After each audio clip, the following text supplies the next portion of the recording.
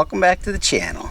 It's July 3rd and obviously tomorrow's a holiday and there's a festival going on not too far from here, so we're going to take our daughter's Wrangler and go up and check out a little car show, and then maybe find a trail or something, see what we can find before we head up to a campground and meet up with our daughter and son-in-law and grandkids. So we'll see what we can get into today.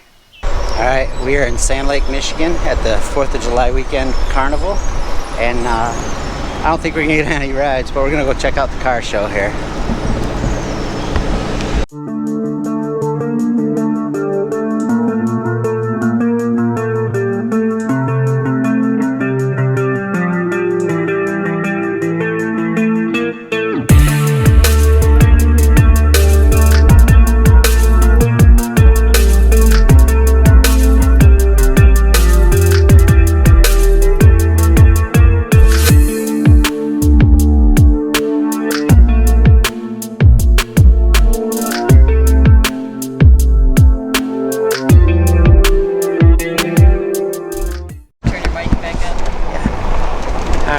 So we walked through the car show, as you've seen. Got to visit our nephew. He had his race car there, and see his wife and baby.